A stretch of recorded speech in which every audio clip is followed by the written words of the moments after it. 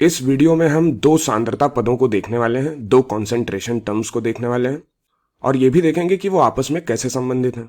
तो आइए सबसे पहले हम पहले पद से शुरुआत करते हैं, जो कि मोलरता है, जिसे हम कैपिटल M से दर्शाते हैं। तो ये होता है विलेय में मोलों की संख्या बटे विलयन का आयतन लीटर में। यहाँ पे विलयन का आयतन लीटर में है, ये बात ध्यान देने वाली है, क्योंकि जब हम लैब में विलयन का आयतन नापते हैं तो वो मिलीलीटर में होता है।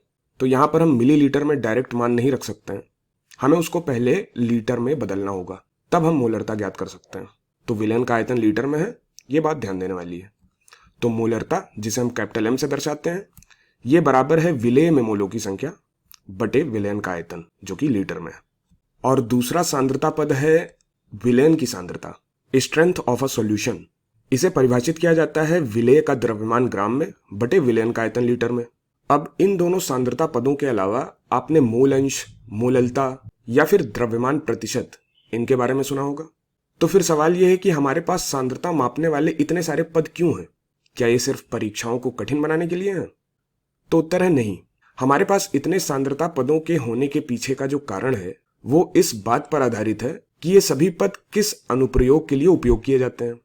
चलिए एक उदाहरण से समझते हैं। तो यहाँ हमारे पास पानी से भरा एक गिलास है। अब ये पानी पीने के योग्य होगा, यानी कि इसकी गुणवत्ता अच्छी होगी, ये कैसे पता करें? हम जानते हैं कि अशुद्धियों की कुल मात्रा, जिसे घुलित ठोस यानी कि डिसॉल्व्ड सॉलिड भी कहा जाता है, ये 1 लीटर पानी में 300 मिलीग्राम से कम होना चाहिए, तभी पानी पीने योग्य होगा, मतलब उसकी गुणवत्ता अच्छी मानी जाएगी। और इस संख्या को हम पीने के पानी पर किए गए विभिन्न अध्ययनों से जानते हैं। और अब आइए इस इकाई को थोड़ा सा पुनर्व्यवस्थित कर लेते हैं। अतः हम इस 300 मिलीग्राम प्रति लीटर को, इसे हम लिख सकते हैं 300 गुणे 10⁻³ ग्राम प्रति लीटर। मिलीग्राम को हमने ग्राम में बदल लिया। अब हम जानते हैं कि पानी का घनत्व तो 1 इकाई के बराबर होता है, मतलब 1 ग्राम पानी 1 ml के बराबर होगा। तो 1 लीटर को हम 1000 ग्राम लिख सकते हैं।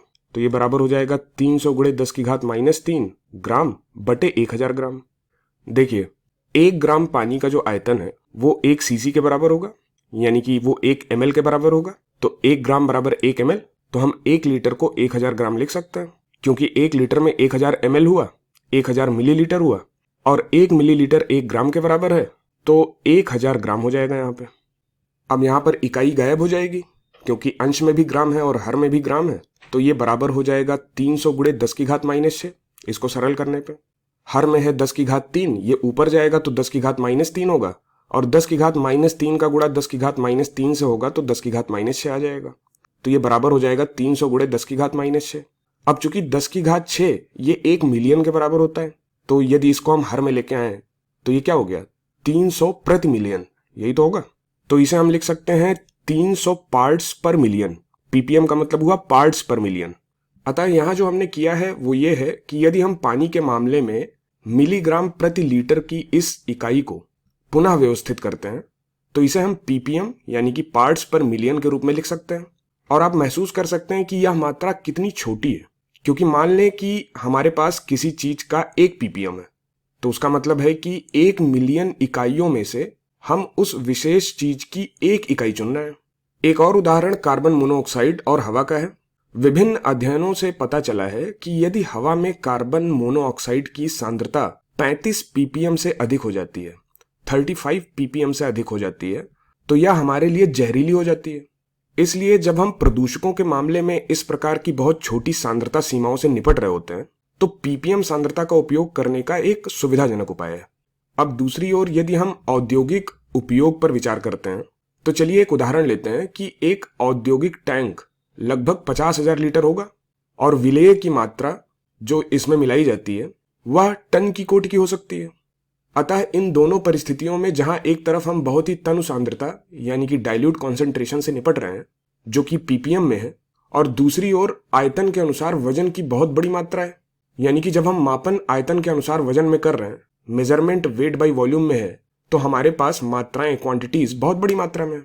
अतः सांद्रता को मापने का केवल एक मानक माप, एक स्टैंडर्ड मेजर, इसका उपयोग करना काफी मुश्किल है। यही कारण है कि हमारे पास सांद्रता के इतने सारे अलग अलग माप हैं जो पारंपरिक रूप से उन उपयोगों से आते हैं जिनमें इनका उपयोग किया जाता है। अब यदि हम अपने प्रयोगों पर वापस आए, जो कि हम प्रयोगशाला में करते हैं, तो एक विलयन की सांद्रता को मापने का जो पैमाना है वो ग्राम प्रति लीटर में है, और ये काफी सही भी है, काफी समझदार पैमाना है। और इसी के साथ, इसी पैमाने के साथ हम प्रयोगशाला में काम करते हैं। इसलिए अब हम अपनी मूल तुलना पर वापस आते हैं जो पहले हम कर रहे थे, और देखते हैं कि क्या हम मोलरता तथा विलयन की सांद्रता के बीच कोई संबंध खोज पाते हैं। तो चलिए मोलरता की परिभाषा से शुरुआत करते हैं। तो मोलरता, जिसे हमने कैपिटल M से दर्शाया था, ये विलेय में मोलों की संख्या बटे विलयन का आयतन लीटर में है। और हम जानते हैं कि जो मोलों की संख्या है वो विलेय का द्रव्यमान ग्राम में बटे मोलर द्रव्यमान जो कि ग्राम प्रति मोल में है, इसके बराबर है। अब इसको उठा के हम यहां रख देते हैं। तो अब मोलरता क्या हो जाएगी? ये हो जाएगी द्रव्यमान ग्राम में बटे मोलर द्रव्यमान जो कि है ग्राम प्रति मोल में गुणे विलयन का आयतन लीटर में। अब यदि हम इस व्यंजक को देखें जिसे हमने यहां घेर रखा है, ये क्या है? इसी को तो हमने परिभाषित किया था विलयन की सांद्रता से। तो ये और कुछ नहीं बल्कि विलयन की सांद्रता है। तो अब मोलरता हो जाएगी विलयन की सांद्रता जो कि है ग्राम प्रति लीटर में बटे मोलर द्रव्यमान जो कि है ग्राम प्रति मोल में।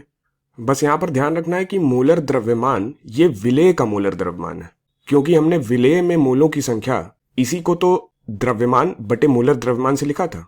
तो ये विलेय का द्रव्यमान बटे विलेय का मोलर द्रव्यमान था, और विलेय का द्रव्यमान बटे विलयन का आयतन ये विलयन की सांद्रता हो गई थी।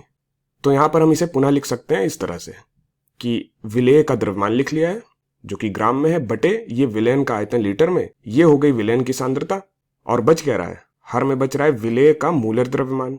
तो विलेय का मोलर द्रव्यमान, तो अब मोलरता क्या हो गई? मोलरता हो गई विलयन की सांद्रता जो कि है ग्राम प्रति लीटर में बटे विलेय का मोलर द्रव्यमान जो कि है ग्राम प्रति मोल में। तो इस प्रकार हमें मोलरता तथा विलयन की सांद्रता में संबंध मिल गया। यहां पर विलेय को सॉल्यूट कहते हैं इंग्लिश में और विलयन को सॉल्यूशन।